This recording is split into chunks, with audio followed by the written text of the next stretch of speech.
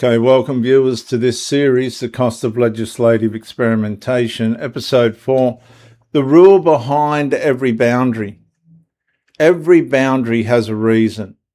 A locked door has a reason. A child services centre has a reason. A maternity ward has a reason.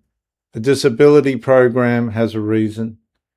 A female-only space has a reason. And the question's not merely who wants access. The question is, why was the boundary created in the first place? Because once the reason is forgotten, the boundary becomes vulnerable to being redefined. The strongest governing principle is simple.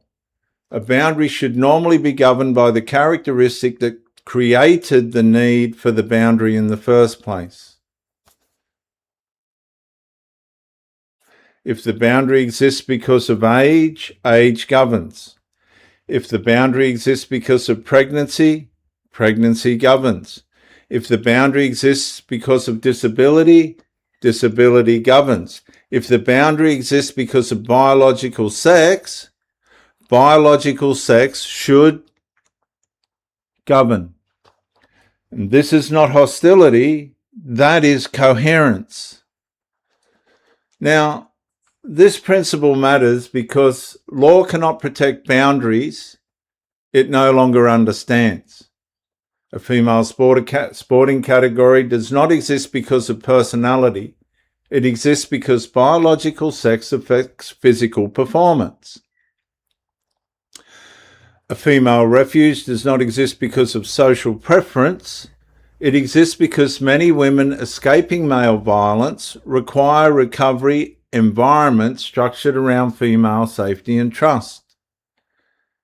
A female change room does not exist because of exclusion. It exists because of bodily privacy matters. A female sport group does not exist because of hatred. It exists because some experience is sexed, embodied, reproductive, traumatic, or socially specific. The boundary has a purpose. The purpose identifies the governing characteristic. And that is the rule beneath the rule. I'm going to say that again. The purpose identifies the governing characteristic. And that's the rule beneath the rule. And when this is ignored, confusion enters. People begin debating access without first asking why the boundary exists. And that's where legal and psychological instability begins. Because if the access rule no longer matches the purpose of the boundary has been functionally rewritten.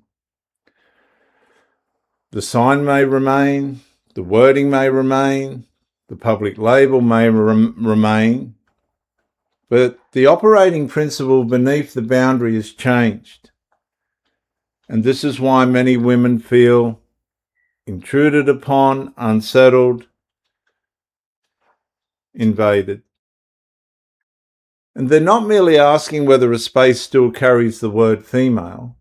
They're asking whether the word still performs its original protective function. And that's the deeper question. A boundary can exist on paper while becoming uncertain in practice. It can be named as female while being governed by something other than biological sex. It can be described as protective while requiring the protective class to justify its own protection. And that's why the governing principle matters. It prevents law from drifting into contradiction. It asks every institution one honest question. What was this boundary built to protect? And if the answer is biological sex, then the biological sex must remain central. If another characteristic governs instead, then the law should admit that the boundary has been changed, which it's done. It's admitted that. So the rule behind every boundary is the purpose of the boundary. Without purpose, boundaries become political. Without purpose, boundaries become intelligible. The issue is not whether every person deserves dignity. They do. The issue is whether dignity can be pursued by changing the governing characteristic of a boundary without admitting the boundary itself has been altered. And a law that forgets why a boundary exists eventually stops protecting the people the boundary was created to protect, and that's exactly the situation that we're in. I'll see you in the next take.